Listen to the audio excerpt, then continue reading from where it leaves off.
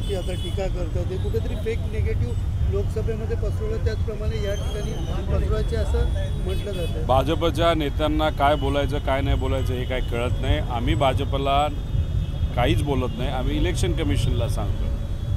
2019 लोकसभेचं इलेक्शन झाल्यानंतर 2024चं इलेक्शनपर्यंत दर महिन्याला जे काय वोटर रजिस्ट्रेशन झालेलं आहे, मतदार नोंदणी झालेली आहे, ती एका पॅटर्नमध्ये झालेली आहे। त्याच्यामध्ये कुठेही काही चुकीचं घडलं आहे असं जाणवत नाही।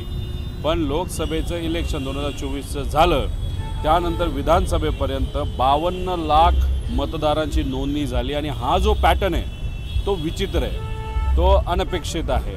इतकं मोठ्या प्रमाणात नोंदणी कशी झाली त्याच्यावर आमचा आक्षेप आहे आणि त्याचा अभ्यास केल्यानंतर आता आपल्याला जाणवते की त्याच्यामध्ये खूप मोठ्या प्रमाणात वोट चोरी, आपण जे हे असतात आधार कार्डचा उपयोग करून दुसऱ्या लोकांनीसुद्धा बाहेरून येऊन मतदार केलेला आहे। त्यामुळे ह्या सगळ्या गोष्टी सिरियस आहेत आणि ह्या लोकशाहीच्या विरोधात आहेत। लोकशाही टिकावी, संविधान टिकावं यासाठी आम्ही सर्वच रस्त्यावर येऊन लढत आहोत की त्यांचं आणि त्यांच्या कुटुंबाचं नाव देखील वगळण्यात येईल। आता बघा ना, म्हणजे तिसराच एक कुठला तरी व्यक्ती जेव्हा ऑनलाईन जाऊन उद्धव ठाकरे साहेबांचं नाव त्या ठिकाणी रजिस्टर करतो आणि मग इलेक्शन कमिशनची लोक उद्धव ठाकरे साहेबांचं नाव असल्यामुळे आले तरी बाकीकडे तर येतच नसतील आणि ऑनलाईन नाव आलं की त्याला अप्रूव्ह करून टाका अशी परिस्थिती असेल।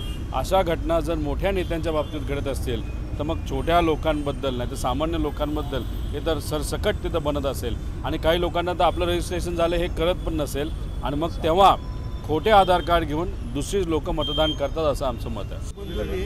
दुबार मतदारावरती लक्ष द्या आणि असं करत असेल तर फोडून काढा अशी भूमिका त्यांनी मांडलेली आहे। शेवटी कधी कधी काय असतं की लोकशाही टिकवायला आणि जर आपल्याला संविधान टिकवायचं असेल आणि मग दंडुकासुद्धा हातात घ्यायची वेळ आली तर ती घ्यावीच लागेल। तर लोकशाही जर टिकली नाही तर गरिबाचं नुकसान होईल। तर गरिबाच्या बाजूने विचार करत असताना हे जे चोर लोक आहेत नाही तर पैसा खाऊन मतदान करणारे आहेत, जे लोकशाहीच्या विरोधात आहेत, त्यांना थोडासा दंडुका दाखवायला काय हरकत नाही असं वाटतं। पक्ष वेळ आल्यावर दंडुका उचलून जो लोकशाहीच्या खिलाफ असेल, जो संविधानाच्या खिलाफ असेल, जर पोलीस त्याच्यावर ॲक्ट करत नसेल, जर प्रशासकीय यंत्रणा त्याच्यावर ॲक्ट करत नसेल तर मग त्या लेवलला आलं तर आम्ही सुद्धा दंडुके घेऊ।